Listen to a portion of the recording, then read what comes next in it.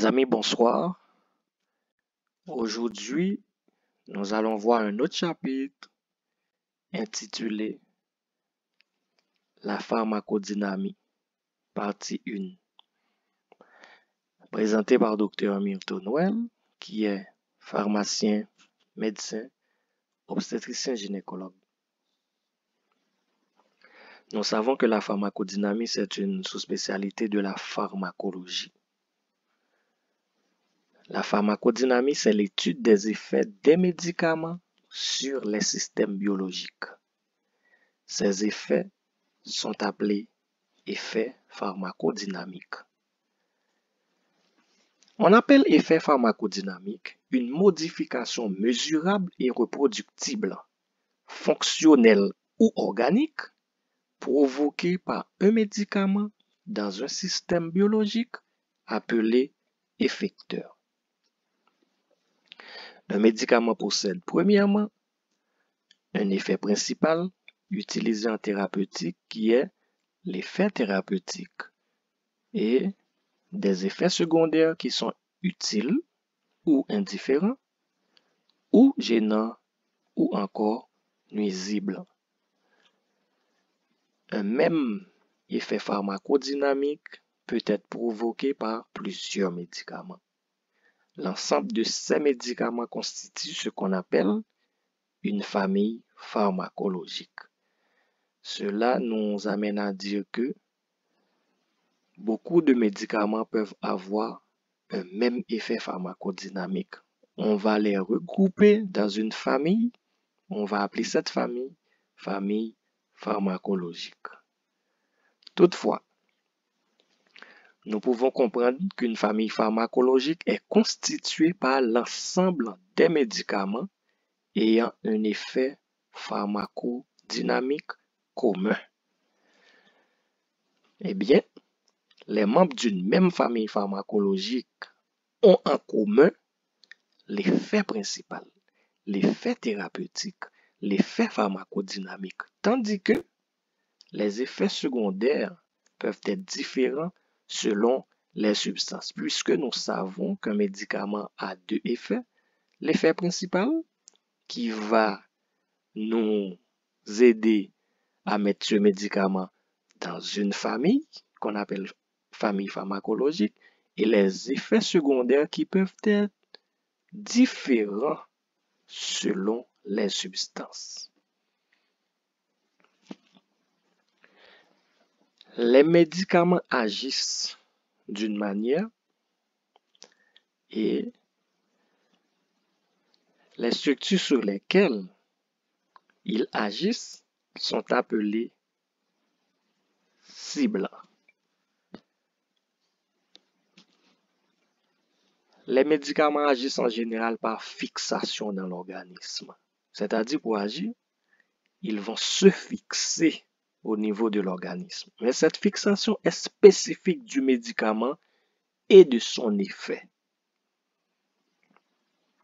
Cette fixation dépend étroitement de sa structure et de ses propriétés chimiques. C'est-à-dire, la fixation va dépendre étroitement de la structure de la molécule médicamenteuse et de ses propriétés chimiques, puisque nous savons que ce sont des substances chimiques.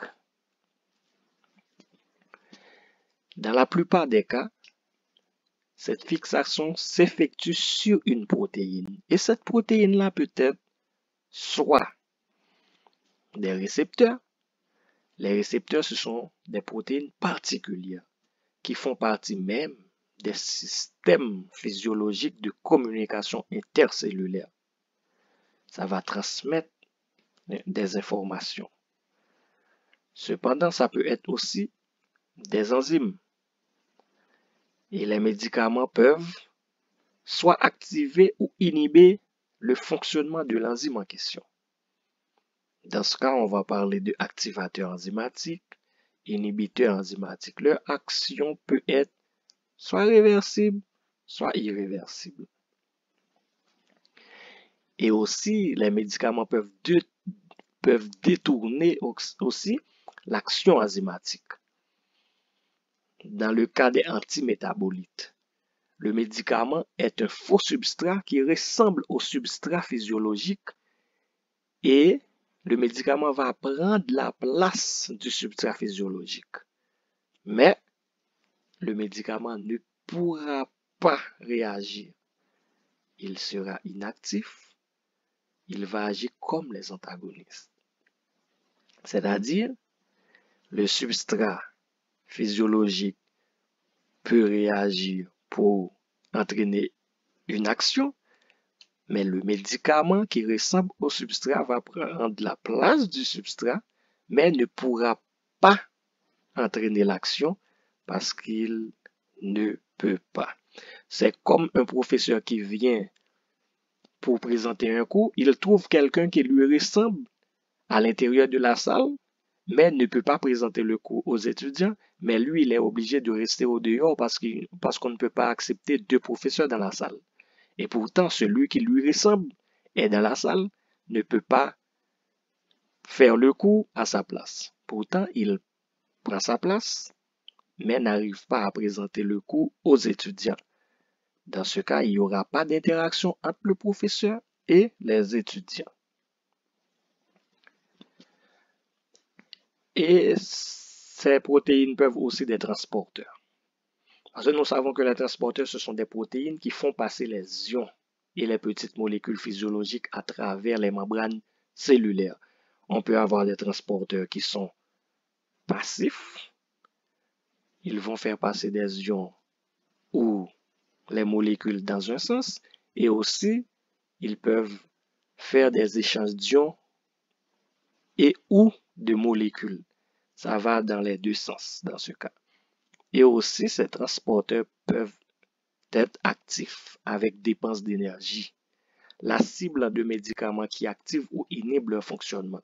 C'est-à-dire, les transporteurs actifs vont utiliser de l'énergie, telle que les pompes à protons, juste pour qu'il y ait une action.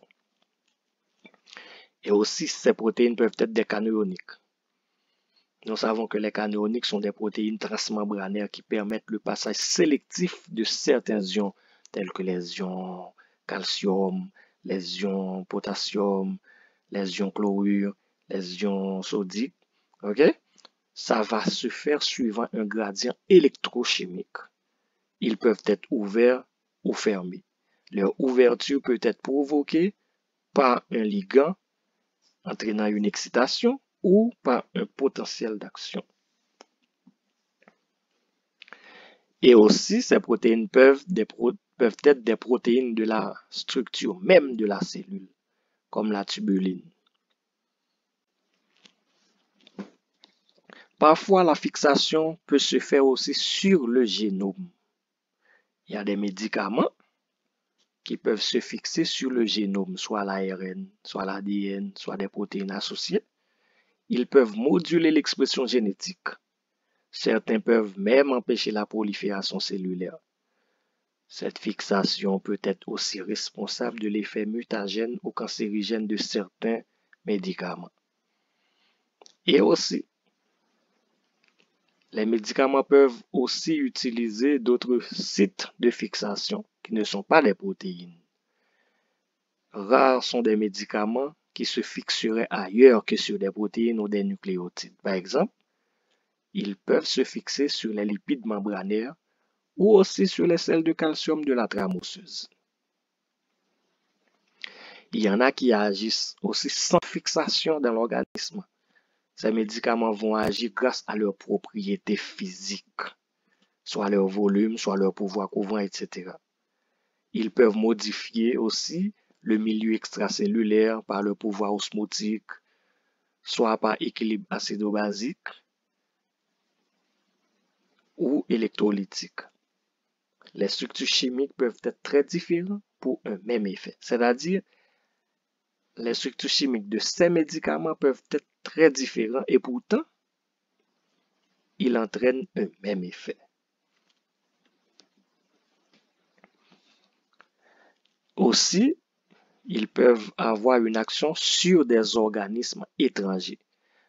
Nous savons qu'il y a beaucoup de médicaments qui vont agir sur des organismes pathogènes qui ont déjà envahi le corps, par exemple des bactéries, des virus, des champignons, des parasites. Mais ces médicaments ont un mécanisme d'action qui sont semblables aux autres médicaments que nous venons de voir ci-dessus. Je vous remercie. Vous pouvez vous poser vos questions par email à l'adresse que nous avons là, miltonnoel@gmail.com. Si vous êtes déjà abonné, vous pouvez liker la vidéo. Vous pouvez partager ça avec vos amis. Et vous pouvez activer la cloche de notification afin que vous soyez au courant de l'apparition de nouvelles vidéos. N'hésitez pas à poser vos questions. Je vous remercie, c'était Dr Noël pour la chaîne Doc Noël mon prof. Merci, à la prochaine.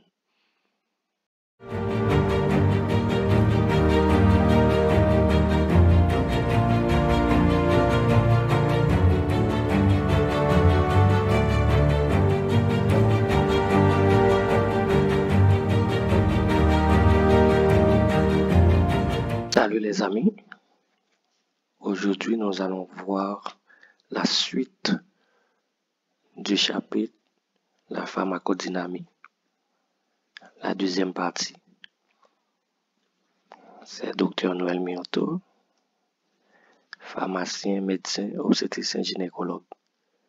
Je vous demande de regarder toute la vidéo pour que vous puissiez bien comprendre comment agir un médicament et surtout de liker et de partager avec vos amis.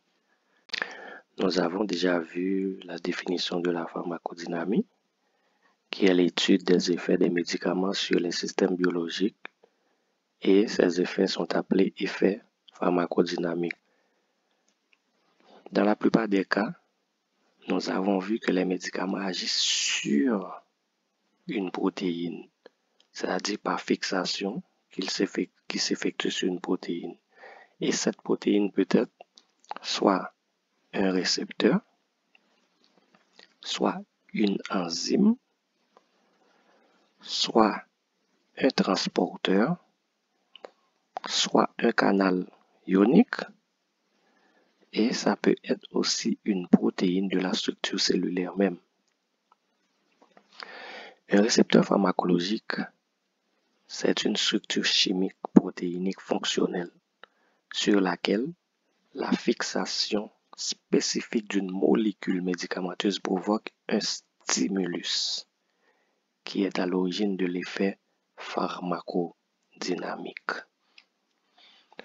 Le médicament est porteur d'une information qu'il transmet au récepteur. Celui-ci déclenchera alors l'effet cellulaire. Un récepteur, c'est une structure moléculaire qui reçoit, traite et transmet l'information qui est apportée par la molécule médicamenteuse. En se fixant sur le récepteur, le ligand, ou du moins le médicament, provoque une modification de celui-ci. Et cette modification, on l'appelle stimulus.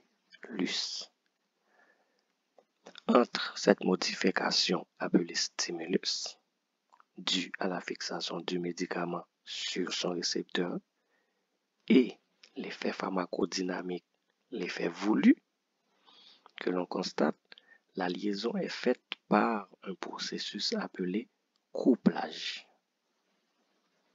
Et on peut l'appeler aussi transduction. On dit couplage ou transduction. Nous faisons toujours la comparaison, le médicament et son récepteur comme étant une serrure et sa clé. La serrure, c'est le récepteur et la clé, c'est le médicament. Le médicament s'adapte au récepteur quand on tourne la clé. Il y a l'ouverture de la serrure et on ouvre la porte. C'est l'effet qu'on a voulu. C'est l'effet pharmacologique recherché, c'est l'effet pharmacodynamique recherché. Nous pouvons dire aussi lorsque le médicament qu'on appelle ligand, par fixation sur son récepteur, on va avoir comme effet un stimulus et suite à ce stimulus, on aura un processus biochimique qui va nous conduire à ce qu'on appelle la traduction au couplage et c'est ainsi qu'on va avoir l'effet pharmacodynamique ou les effets pharmacodynamiques qui sont les effets que nous voulons, la raison pour laquelle on a utilisé le médicament, l'effet attendu ou les effets attendus. Les substances qui, en se fixant sur un récepteur, entraînent sa stimulation sont appelées agonistes de ce récepteur. Parce que normalement, au niveau de l'organisme, ces récepteurs ont des substances même endogènes de l'organisme qui les stimulent. Maintenant, si un médicament ou du moins une substance exogène arrive à stimuler ce récepteur, alors on appelle cette substance exogène agoniste de ce récepteur parce que cette substance fait le même travail que la substance endogène qui peut stimuler ce récepteur. Selon l'image classique, le site actif du médicament, on l'appelle serrure, et le médicament lui-même, c'est-à-dire le principe actif, on l'appelle clé. Et lorsque nous avons le site actif, qui est la serrure, plus le principe actif qui est la clé, nous avons une clé dans la serrure. Et en tournant la clé, on va avoir l'effet recherché, l'effet pharmacodynamique. Eh bien, nous avons la serrure qui est le récepteur, plus sa clé qui est le médicament. Eh bien, nous avons la clé dans la serrure. Une fois qu'on tourne la clé, on aura l'ouverture de la serrure qui est l'effet pharmacodynamique recherché. Dans ce cas, nous allons comprendre que affinité et efficacité caractérisent les rapports d'un principe actif qui est la clé et d'un récepteur qui est la serrure. Lorsque nous avons affinité et efficacité, nous parlons de agoniste parce qu'il y a affinité entre la clé et la serrure et la clé tourne la serrure. Il y a affinité entre le médicament et le récepteur et le médicament stimule le récepteur. C'est-à-dire il y a efficacité. Dans ce cas, on va parler de agoniste. Cependant, les substances qui, en se fixant sur un récepteur, n'entraînent pas sa stimulation, mais bloquent le récepteur, empêchant ainsi l'agoniste de le stimuler, sont appelés antagonistes de ce récepteur. Nous avons toujours le même schéma, le site actif qui est la serrure, le récepteur, et le principe actif qui est la clé, le médicament. Nous avons le site actif plus le principe actif qui est la clé dans la serrure, empêche l'effet car la clé occupe la serrure et la vraie clé ne peut pas entrer dans la serrure pour entraîner l'effet voulu, c'est-à-dire l'effet pharmacodynamique. Et bien dans ce cas, nous avons la serrure qui est le récepteur, plus la clé qui n'est pas sa clé, mais qui peut rentrer quand même dans la serrure parce qu'il y a affinité. Nous avons une clé dans la serrure, mais on ne peut pas tourner la clé à l'intérieur de la serrure pour provoquer l'ouverture de la serrure, c'est-à-dire l'effet pharmacodynamique. Et bien dans ce cas, on va toujours parler de affinité et efficacité, mais nous aurons une affinité parce que la clé rentre dans la serrure, c'est-à-dire le médicament, le principe actif s'adapte au récepteur, mais il n'y a pas d'efficacité, c'est-à-dire ne peut pas entraîner un effet pharmacodynamique. Dans ce cas, on va parler de antagoniste compétitif. Et on dit souvent antagonisme ou bloquant, c'est-à-dire l'antagoniste bloque le récepteur. Dans ce cas, on peut utiliser le terme bloquant, c'est-à-dire c'est un bloquant du récepteur. Ici, nous allons illustrer pour vous mieux. Nous avons une voiture et voici la serrure. C'est le récepteur. Et nous avons la clé de la voiture que nous considérons comme le principe actif, c'est-à-dire le médicament. On met la clé dans la voiture et on tourne et on arrive à démarrer la voiture, c'est-à-dire on a l'effet voulu, l'effet pharmacodynamique. Mais maintenant, lorsque nous avons une autre clé pour la même voiture, mais la clé entre dans la serrure, mais la clé est dans la serrure, on ne peut pas tourner la clé pour démarrer la voiture. On ne peut pas avoir un effet pharmacodynamique. Mais maintenant, la clé est déjà dans la serrure, on ne peut pas avoir la vraie clé de la voiture pour démarrer la voiture. Parce que la serrure ne va pas accepter deux clés en même temps. Eh bien, c'est ainsi qu'on explique l'antagoniste. Il empêche l'agoniste de stimuler le récepteur alors que lui, il s'adapte au récepteur mais n'arrive pas à stimuler le récepteur pour provoquer un effet pharmacodynamique. Je vous remercie. Je vous demande de liker, de vous abonner si ce n'est pas encore fait et surtout de partager avec vos amis. Si vous avez des questions et des suggestions, vous pouvez me les envoyer par email à l'adresse suivante myotonoel@gmail.com.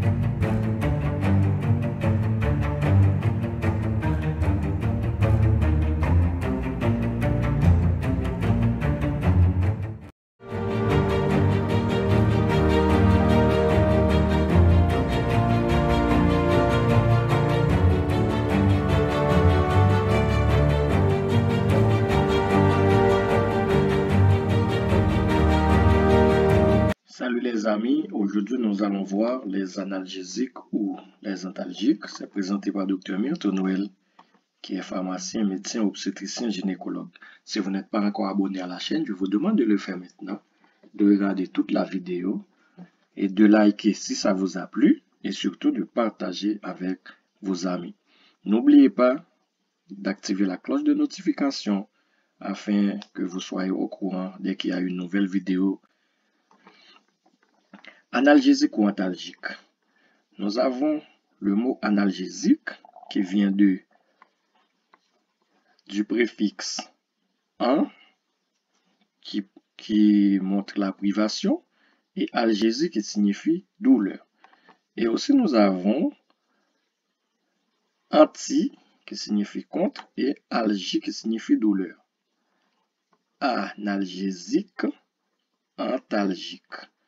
Nous voyons donc que ce sont des médicaments qui sont utilisés contre la douleur afin de la diminuer ou aussi de pouvoir la supprimer.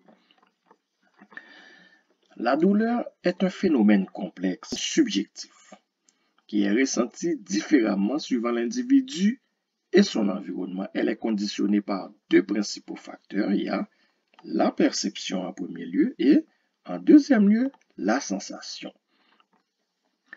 La perception, c'est un phénomène sensoriel transmis au cerveau par les neurones sous forme de signaux électriques. Elle varie selon le stimulus qui génère ce signal électrique, tandis que la sensation résulte du processus d'interprétation de ce signal électrique par le cerveau, dépendamment de l'état de santé de l'individu, de son âge et aussi de son environnement. Il faut noter que une même douleur peut être ressenti de manière différente suivant les personnes. Toutefois, on distingue plusieurs types de douleurs suivant leur origine. Nous avons les douleurs inflammatoires. Ce sont des douleurs qui sont en rapport à une infection ou à une inflammation. Nous avons aussi les douleurs neuropathiques. Ce sont des douleurs pour lesquelles il y a une lésion au niveau du système nerveux.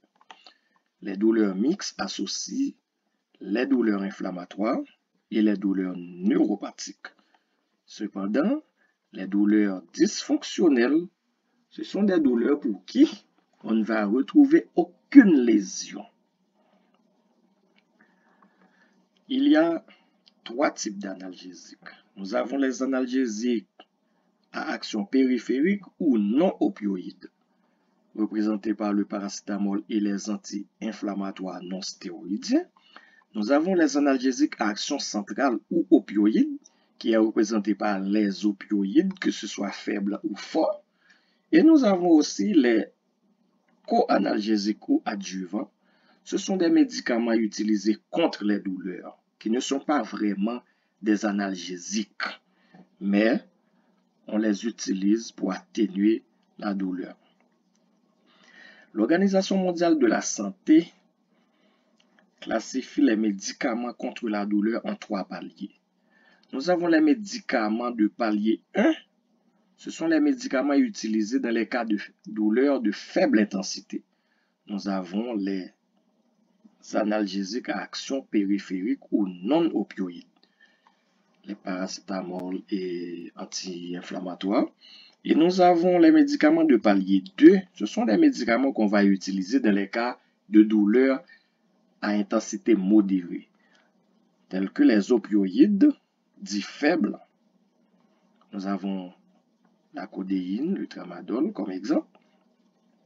Et les analgésiques de palier 3, ce sont les analgésiques utilisés dans les cas de douleur intense, de forte douleur, c'est-à-dire des douleurs de forte intensité.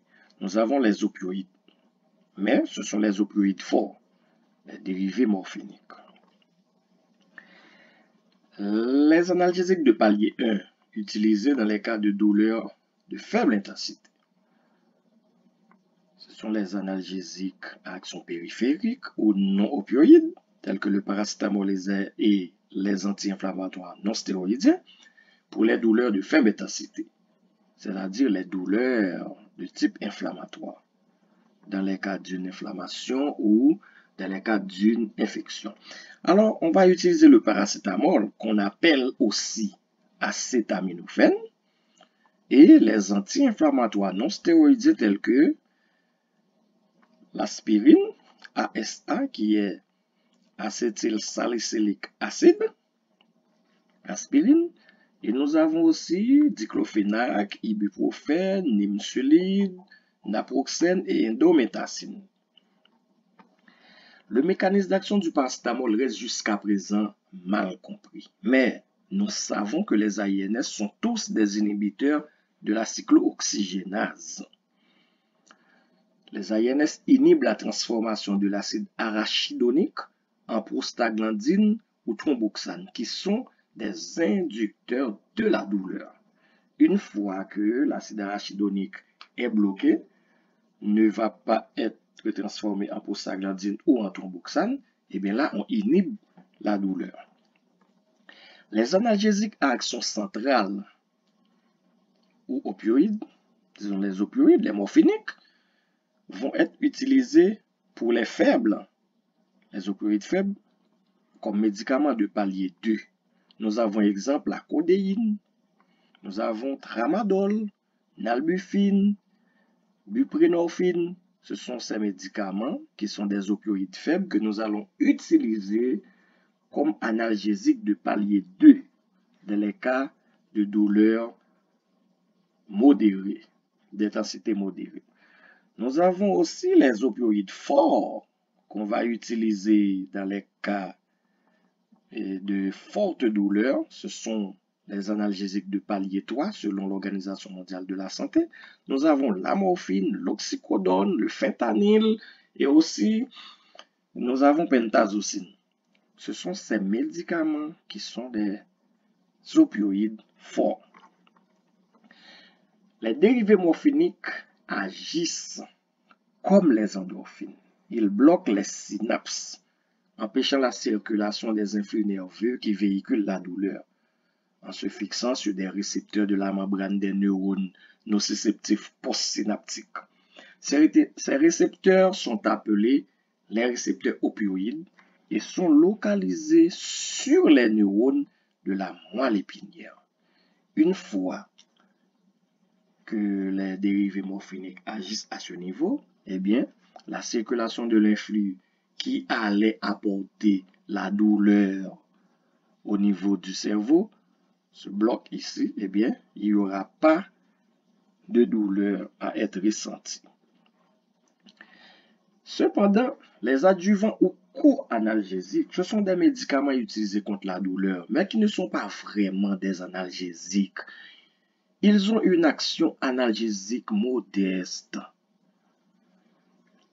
Comme exemple, les antispasmodiques, les myorelaxants, les anticonvulsivants tels que la carbamazépine qui est utilisée dans les cas de douleur post-zostérienne. Nous avons les antidépresseurs, les anesthésiques à action locale tels que le lidocaïne qu'on peut utiliser juste pour combattre la douleur. On les appelle des adjuvants ou co-analgésiques, c'est tout simplement parce qu'on a l'habitude de les associer à des analgésiques de manière à potentialiser l'effet des analgésiques. D'où le nom co-analgésique ou adjuvant. Mais ce sont des molécules qui ne sont pas vraiment des analgésiques, mais ont quand même une action modeste, une action analgésique modeste. Je vous remercie. J'espère que vous avez suivi toute la vidéo et que vous avez compris. Si vous avez des questions, vous pouvez les poser à l'adresse suivante, miturnel@gmail.com. N'oubliez pas de vous abonner et surtout de partager avec vos amis.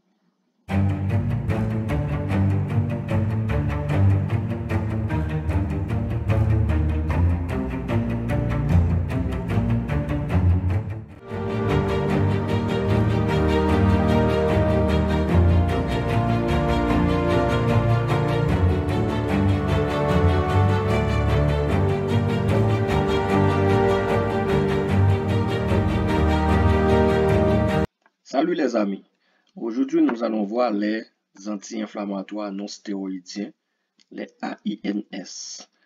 C'est présenté par Dr. Milton Noël qui est pharmacien, médecin, obstétricien, gynécologue. Si vous n'êtes pas encore abonné à la chaîne, je vous demande de le faire maintenant. Surtout, de prenez tout votre temps pour regarder toute la vidéo et surtout de liker et de partager avec vos amis. Les anti-inflammatoires non stéroïdiens, les AINS, sont des médicaments qui sont destinés à prévenir ou à contrecarrer les manifestations inflammatoires. Ils ont une action uniquement symptomatique en agissant sur la physiologie de l'inflammation. De ce fait, il faut toujours penser à agir sur la cause entraînant cette inflammation. Ce sont des médicaments qui nous permettent de lutter contre le processus inflammatoire de nombreuses affections en inhibant la synthèse de prostaglandine par la voie des cyclooxygénases, à savoir COX-1 et COX-2. Les AINS ont plusieurs propriétés. Premièrement, ils ont une propriété anti-inflammatoire. Ce sont des anti-inflammatoires. Deuxièmement, ils ont une propriété analgésique, donc ce sont des analgésiques. Et troisièmement, ils ont une propriété antipyrétique, donc ce sont des médicaments utilisés contre la fièvre. Et en dernier lieu, ils ont une propriété anti-agrégant plaquettaire. Ce sont des anti-agrégants plaquettaires, donc on peut les utiliser dans les cas où l'on veut inhiber l'agrégation plaquettaire. Toutefois, il faut savoir que la famille des AINS comporte de nombreuses substances appartenant à plusieurs familles chimiques, dont le point commun est d'être des acides faibles. Tous les AINS sont des acides faibles. Nous avons les aryles carboxyliques,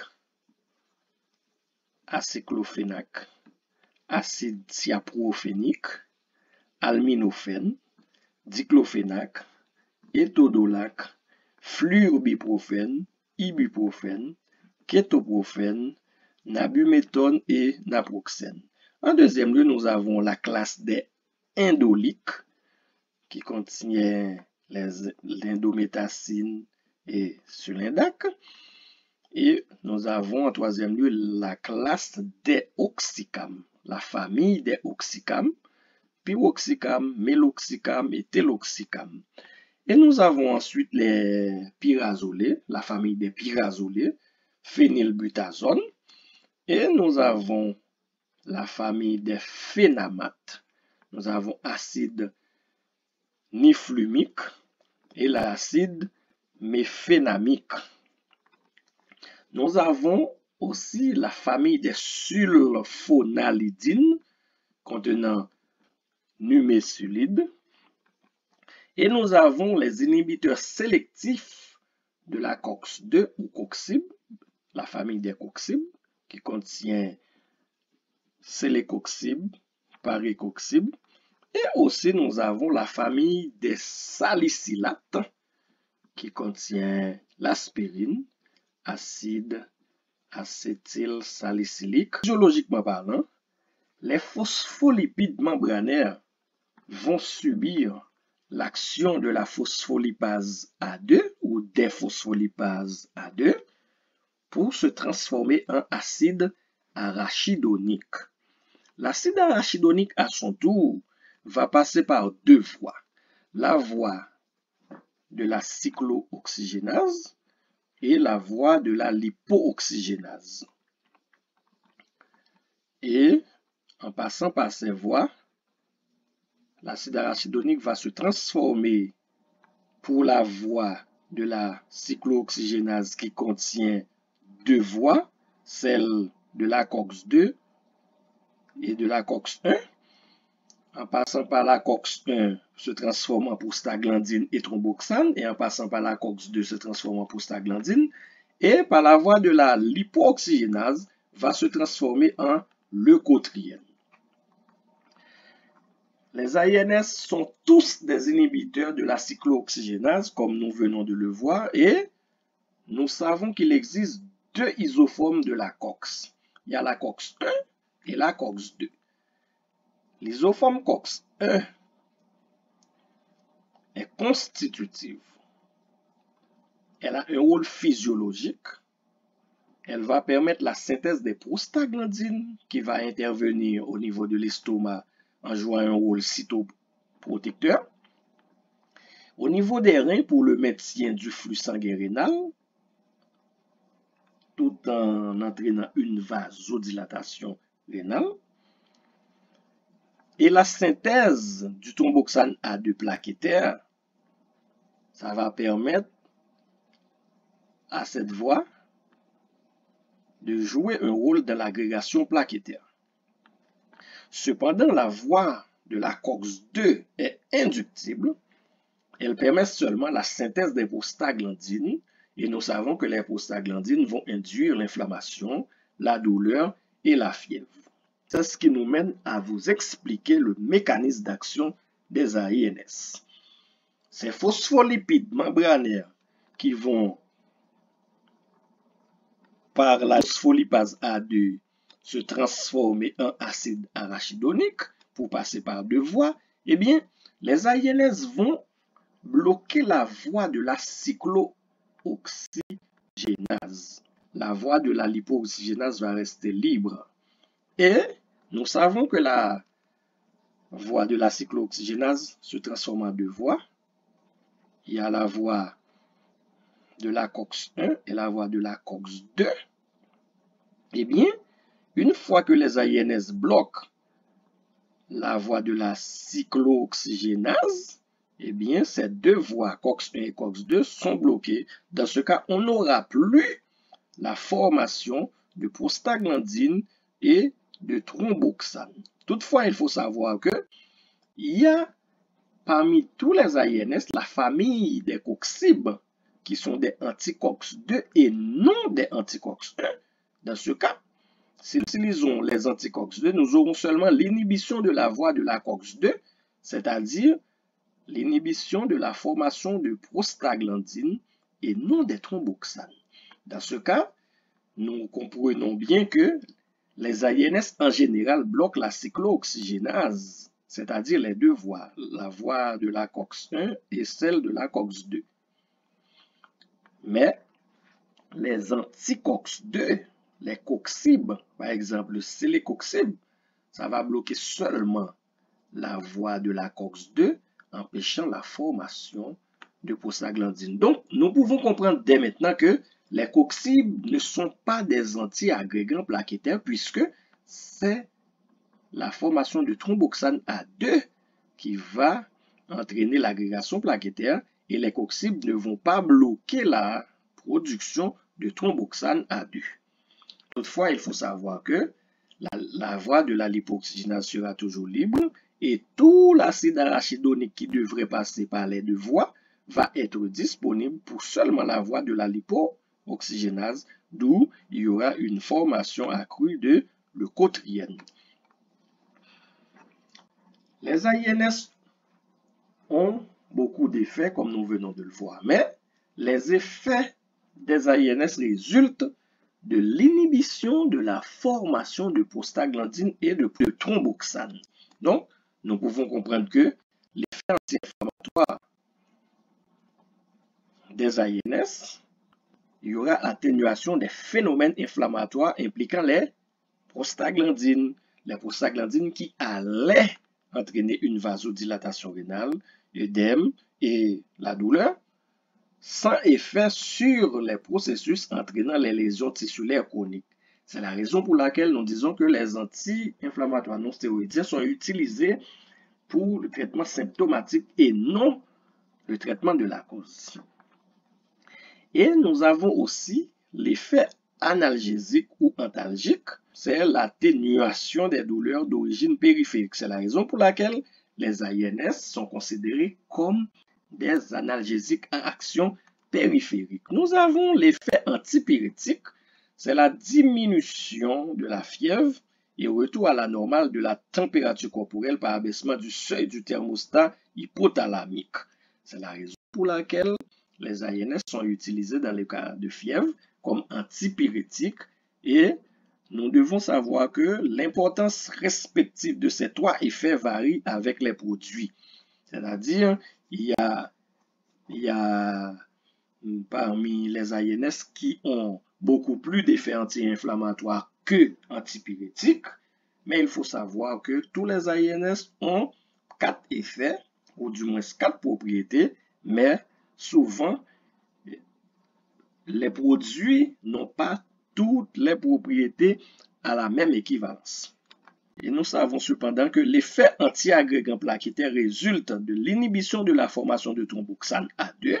Donc, les coxib sont dénués d'effet antiplaquettaire parce que les coxib vont seulement bloquer la voie de la cyclooxygénase COX2 qui n'a rien à voir avec la formation de thromboxane.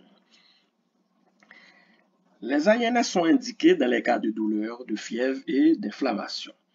C'est la raison pour laquelle on les utilise en traumatologie, en chirurgie orthopédique, en otorhinolaryngologie et en stomatologie. Dans les cas de rhumatisme inflammatoire chronique, dans les cas d'arthrose polyarthrite rhumatoïde, dans les cas de tendinite, lombalgie, la goutte, la laryngite, la sinusite, les dysménorrhées, la colique néphritique. Il faut savoir que l'acide acétylsalicylique, l'aspirine, à faible dose, a également une autorisation de mise sur le marché comme anti-agrégant plaquettaire. Et il faut savoir que, normalement, les AINS ont leur contre-indication gastro-duodénale, dans les cas d'asthme, dans les cas de bronchospasme, dans les cas de grossesse au premier trimestre et au troisième trimestre, l'insuffisance cardiaque, l'insuffisance rénale et l'insuffisance hépatique sévère, c'est contre-indiqué. Et il faut savoir que les AINS ont, comme tous les autres médicaments, des effets indésirables. Par exemple, au niveau digestif, les AINS peuvent entraîner des nausées, des vomissements, des brûlures d'estomac, de la diarrhée, la constipation et risque d'ulcère gastrique. Nous avons aussi un cardiovasculaire, l'hypertension artérielle. Au niveau rénal, les AINS sont néphrotoxiques et ils peuvent entraîner aussi une insuffisance rénale fonctionnelle. Au niveau nerveux, ils peuvent entraîner des étourdissements, une somnolence, la confusion, des difficultés de concentration et des acouphènes. Et aussi au niveau de l'appareil respiratoire, les ANS peuvent entraîner des spasmes bronchiques. Toutefois, il faut savoir aussi qu'au niveau de l'hématologie, les ANS peuvent induire des risques hémorragiques, une diminution des défenses immunitaires, une thrombopénie et une agranulocytose. Et aussi des réactions allergiques comme tous les autres médicaments. Je vous remercie. J'espère que vous avez regardé avec attention toute la vidéo et que vous avez aimé. Dans ce cas, vous allez liker, vous allez partager avec vos amis. Si vous avez des questions, n'hésitez pas. Vous pouvez toujours vous adresser à moi à l'adresse suivante myrtonoel@gmail.com.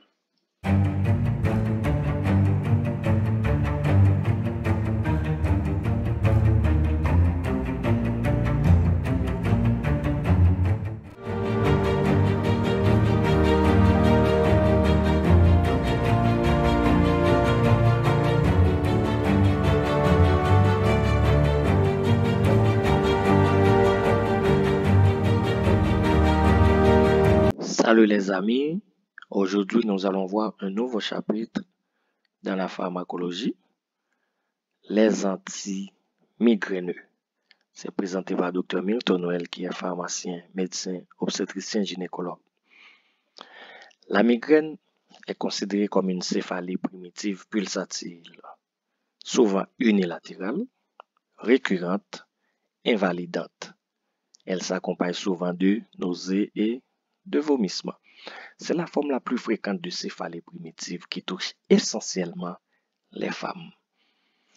Les mécanismes intimes de la migraine restent encore inconnus à ce jour. Toutefois, nous savons que la migraine est étroitement liée à une anomalie de la vasomotricité des microvaisseaux encéphaliques dont le contrôle dépend du nerf trijumeau.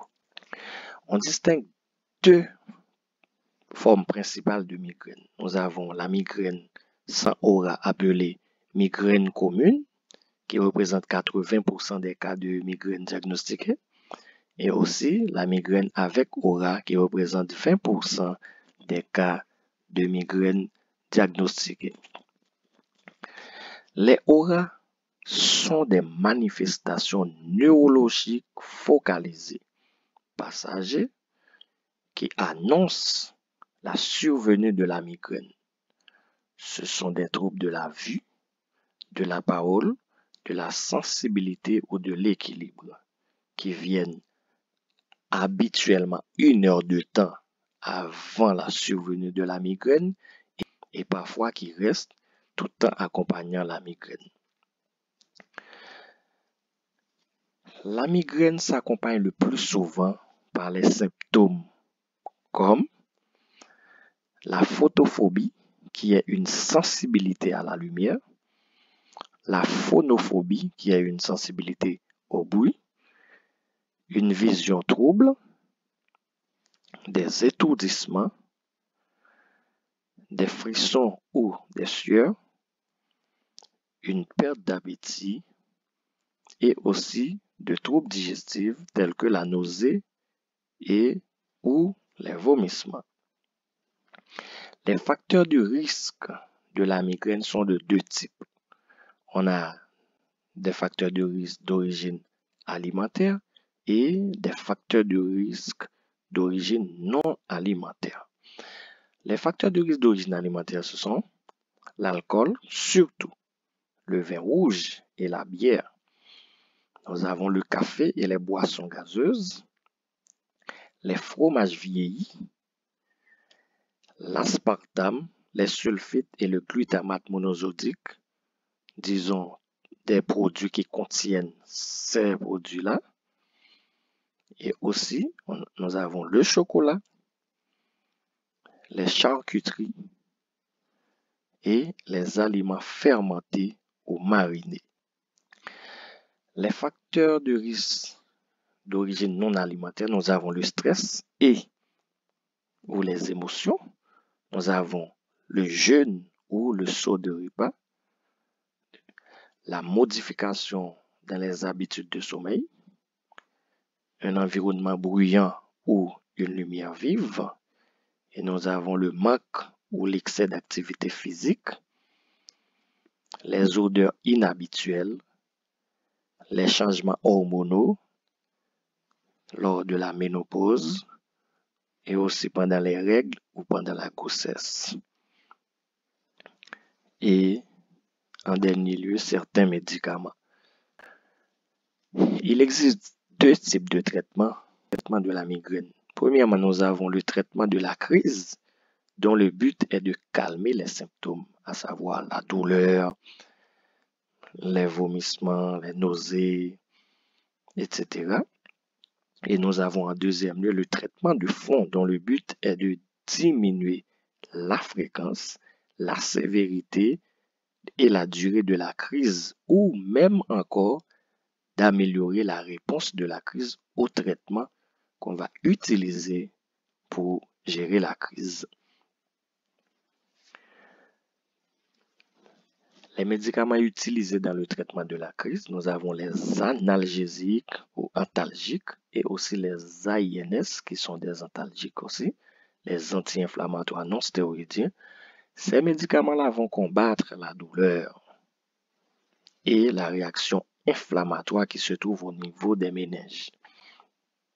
Nous avons comme exemple l'aspirine, le kétoprophène et l'ibuprofène. Nous avons aussi les agonistes des récepteurs 5-HT1B/D. Ce sont les agonistes des récepteurs à la sérotonine de type 1B, 1D. Ces médicaments entraînent une vasoconstriction au niveau des artères méningées et cérébrales qui ont été anormalement dilatées par les phénomènes qui ont conduit à la céphalée migraineuse. Et il entraîne aussi l'inhibition de la libération de toute substance algogène et inflammatoire, c'est-à-dire des substances qui vont entraîner une algie, c'est-à-dire la douleur, et aussi une inflammation. On a comme exemple les triptans, la sumatriptan, zolmitriptan, etc. Nous avons aussi les dérivés ergotés, ce sont les dérivés de l'ergot de seigle. Ces produits-là sont à la fois des agonistes des récepteurs alpha-adrénergiques et aussi des récepteurs 5-HT1B/D de la sérotonine. Nous avons comme exemple l'ergotamine et la dihydroergotamine. Quant au traitement de fond, nous utilisons les bêta-bloquants tels que le propranolol,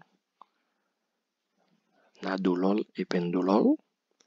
Nous utilisons aussi les antagonistes des récepteurs 5-HT2 de la sérotonine.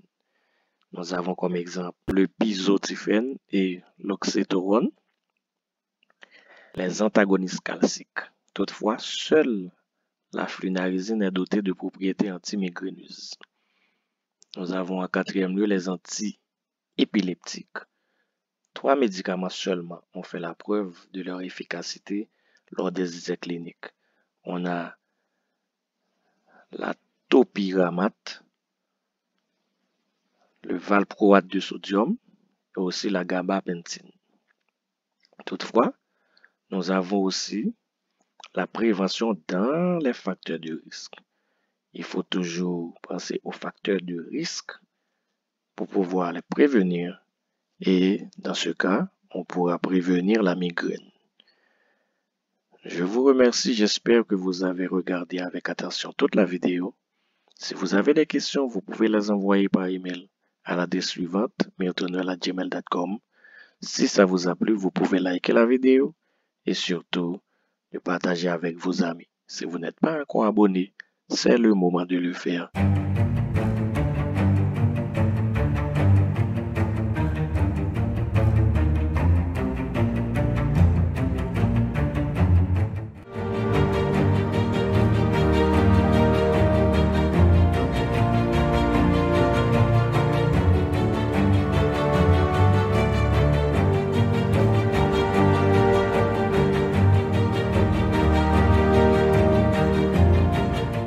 Aujourd'hui, nous allons voir un petit chapitre très intéressant. Les anti-ulcéreux. C'est présenté par Dr. Milton Well, pharmacien, médecin, obstétricien, gynécologue. Si vous n'êtes pas encore abonné, je vous demande de le faire et aussi d'activer la cloche de notification, de liker la vidéo, de partager avec vos amis. Habituellement, l'estomac sécrète chaque jour 2,5 litres d'une substance qui est composée principalement d'acide chlorhydrique, de pepsinogène et de mucus. Le pH gastrique est normalement compris entre 1 et 3, d'où une acidité. Cette acidité permet l'hydrolyse des protéines, l'activation du pepsinogène en pepsine, ce qui va permettre la digestion. Cette acidité favorise aussi la destruction des bactéries ingérées. Le mucus, le bicarbonate et la sécrétion de prostaglandine assurent la protection de la muqueuse gastrique vis-à-vis de l'agressivité de cette acidité et aussi du contenu protéolytique de l'estomac. Il y aura donc un équilibre entre le système agresseur, c'est-à-dire l'acidité au niveau de l'estomac, et le système protecteur de l'estomac, c'est-à-dire le système tampon fait par le mucus, le bicarbonate et la sécrétion de prostaglandine. Tout déséquilibre entre les deux systèmes, c'est-à-dire le système agresseur et le système protecteur, va entraîner une perte de substance pariétale au niveau de l'estomac et du duodénum, ce qui va nous amener à l'ulcère gastro-duodénal. Plusieurs facteurs peuvent être la cause de ce déséquilibre. On a une infection à l'Helicobacter pylori va entraîner ce déséquilibre. Aussi, la prise de AINS, c'est-à-dire les anti-inflammatoires non stéroïdiens, à savoir l'aspirine, l'ibuprofène, le diclofénac, etc. Tout ça peut entraîner un déséquilibre. Il y a aussi le stress, la prise d'alcool, la prise de tabac et un régime alimentaire très épicé. Tout ça peut entraîner un déséquilibre. Et aussi le syndrome de Zolliger-Ellison, qui est une hypersécrétion tumorale de gastrine, ce qui va entraîner une augmentation de la sécrétion d'H+ et de Cl- au niveau de l'estomac, d'où une augmentation de la production d'HCl au niveau de l'estomac. Nous allons utiliser les anti-ulcéreux pour résoudre ce problème. Nous avons en premier lieu les antagonistes des récepteurs de type 2 à l'histamine, les anti-H2. Ce sont des antisécrétoires parce que eux, ils vont inhiber la sécrétion acide par un blocage sélectif des récepteurs membranaires H2 à l'histamine au niveau de la cellule pariétale de l'estomac. Nous avons la famotidine, la cimétidine, la nizatidine et la ranitidine. Ces médicaments vont agir en bloquant, en se fixant sur les récepteurs H2 à l'histamine, les blocs, et empêche toute libération d'H au niveau de la lumière gastrique. Ainsi, vont empêcher l'augmentation d'ion H+ dans cette lumière, ce qui allait entraîner une diminution du pH. Dans ce cas, il n'y aura pas de libération d'ion H+ au niveau de la lumière gastrique. Il n'y aura pas l'augmentation d'ion H+, ce qui va du même coup empêcher une diminution du pH, c'est-à-dire il y aura une augmentation du pH, c'est-à-dire l'estomac va être moins acide. Et aussi en deuxième lieu, nous avons les inhibiteurs de pompe à protons, les IPP. Ces médicaments vont bloquer l'action de l'H+K+ ATPase, pompe à protons qui est l'effecteur final de la sécrétion du H+ du milieu intracanalaire vers la lumière gastrique en échange d'ion potassium. Ces médicaments-là vont empêcher tout échange en ion potassium et ion H+ vers le milieu gastrique. Et bien, dans ce cas, il y aura une diminution du nombre d'ion H+ au niveau de la lumière gastrique, ce qui va entraîner du même coup une augmentation du pH, c'est-à-dire le milieu va être moins acide. Comment ils vont agir? Oméprazole et tous les autres prazolés vont se fixer sur les pompes à protons pour empêcher la sortie d'ion H+ en échange d'ion potassium K+. Et bien dans ce cas, il y aura un empêchement d'une augmentation de H+ dans la lumière gastrique qui allait entraîner une diminution du pH. Dans ce cas, on aura une augmentation du pH, c'est-à-dire le milieu va être moins acide. Il y aura moins d'ion H+ au niveau de la lumière gastrique.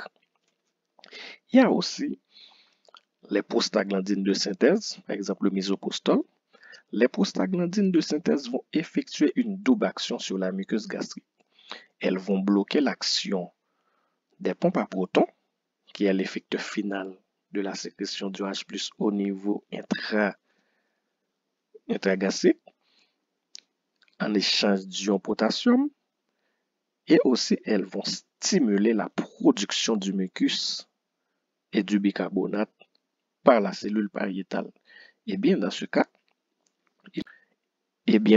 elles vont agir de cette manière-là. Les prostaglandines de synthèse vont se fixer sur les pompes à protons pour les bloquer, pour empêcher la sortie d'ion H+ et la rentrée d'ion potassium, et aussi vont stimuler les cellules à mucus.